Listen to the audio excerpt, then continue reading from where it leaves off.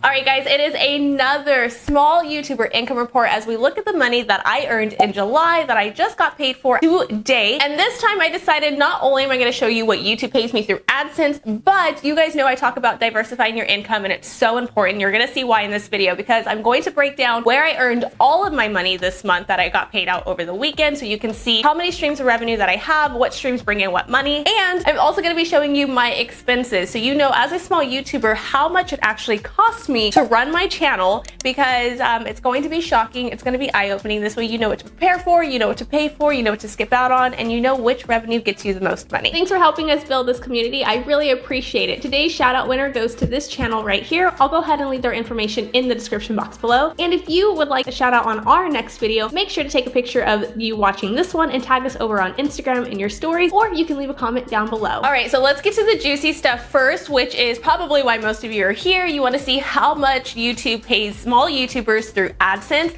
But before I tell you that, I want to just go through our payout period. So if you are new to the monetization or you're getting ready to get monetized, you kind of know what to expect and when to expect to get paid. YouTube pays us out the 20th to the 25th of the month. So for example, today is the 21st, if you're curious, and I got paid today, but it was for the money I earned and accumulated in July. All the ads that ran July 1st to July 31st, if there's 31 days in July. YouTube basically collects that data and then it sends it over to Google AdSense, and then Google AdSense will verify that all the information is correct, and then it finalizes our payments, and then it pays us out 20th to the 25th of the month. I have the notes here so I don't give you guys the wrong numbers. So in July, I had 134.5 thousand channel views, and I earned $324.66. So that's what hit my bank account today. Now on here, it does say an estimate. If you look at your Creator Studio, it'll say estimated revenue, and that is because YouTube doesn't actually pay us out for this. It's Google AdSense that pays us out. So I have never actually seen a discrepancy between the two.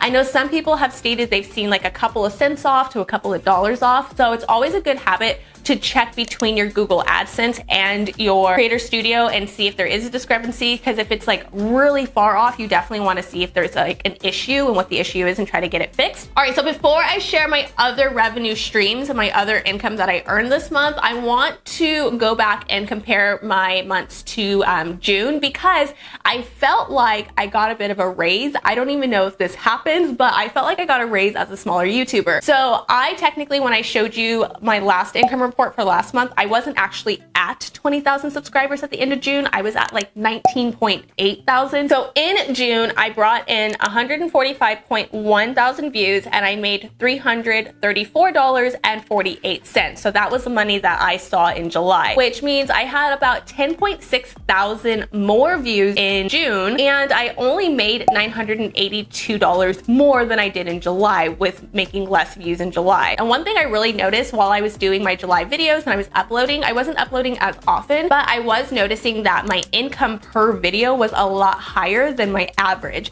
And when I looked at my CPM across the board on all of my videos, they were up a lot. I want to say, I'm not allowed to tell you my exact total, but one of my videos was above $12 for a CPM, especially it was a vlog. Felt like advertisers have been favoring vlogs lately and having a higher CPM on vlogs lately versus my more searchable content, like my breastfeeding tips videos, which you would think would have a higher CPM, actually don't. They have my lowest CPM. And then if you look at my channel average, for June, my CPM was already going up. So my RPM, which is your actual take home after YouTube takes their 45%, my RPM was up 19%, and then my CPM was up 12%. And then if you look at July, you can see that it is steadily increasing, not by as much as from May to June, but June to July, it was 6% for my RPM and then 2% for my CPM. Now, I think I've said this before, but RPM and CPM is out of our control. It is what the advertiser is willing to pay to place ads on your video, and this can account for a couple of different things, such as where they live and their age. It can also be the types of videos you make. For example, financial videos are always going to get a higher CPM because that audience is willing to pay more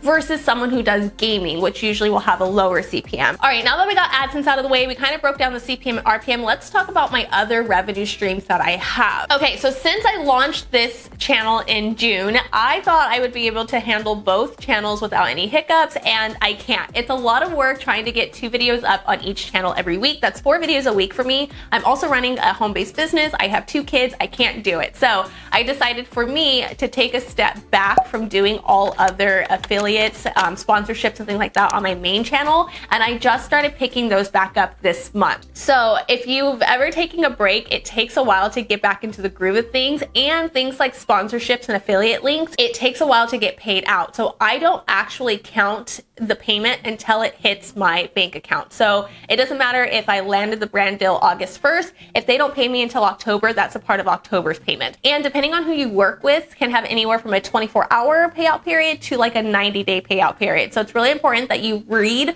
your contracts and you read and discuss with the company what you expect your payout period to be, so you're not confused when you finish the product and you give them a video and then they haven't paid you. So I do have some unpaid invoices that are out there, but I'm just going to wait until those hit my account. So hopefully I'll be able to collect those and add those to my September payments. But so far this month for affiliates, I earned $201.79. Most of that did come from Amazon, and Amazon is one of those companies that has a 60-day period. In sponsorships, I earned $175. Digital products, I earned $49. For my services, which is my coaching program, so I do have a 6-week coaching program, I earned $598, and that was just in one weekend when I launched my program. So total earned in August was $1,348.45. So again, you guys know I always say diversify your income. For AdSense, for 30 days, I only earned just over $300. Sponsorships obviously has a little bit more work, but I mean $175 for one video versus the $300 for 30 days of ads. It's no brainer to diversify your income as much as possible. And this isn't even all the things you can diversify your income for. There's so many other revenue streams out there that I'm not even tapping into yet. Okay, so now you know how much I've made. Let's talk about how much it costs for me to actually run my YouTube channel. Now, I feel like, yes, you can do YouTube for free, but when you get into this as a business, there's no real way you can do it for free. I count things like I pay for TubeBuddy and Morning Fame as my keyword research tools, and then I have Canva for like my thumbnails and art and stuff. I also have Epidemic Sound for my music. So all of those things start to really add up. So for my expensive programs, such as the ones I just mentioned, I paid $91.59. Service fees, that is for collection of money. So like PayPal, when someone pays me through invoicing, there's service fees and things like that. So service fees this month was a total of $10.38. This one hit hard, you guys. For equipment, was $652.85. I just upgraded and bought a new laptop because I definitely need it, especially with the coaching business and my trainings and things like that. It's hard for me because this is all I have and I have 2 small children. So I have to wait for them to take a nap, and I'm trying to cram 8 hours of work into like 35 minutes. So that's why my equipment is this expensive. It's never that much, you guys. Okay, so moving on, office supplies was $32.06. Childcare was $152.32. Hey guys, future me. Sometimes we make mistakes, and so I'm coming on here to correct my mistake. I must have added things wrong when I first did this video, so I wanted to let you know that my total expenses was actually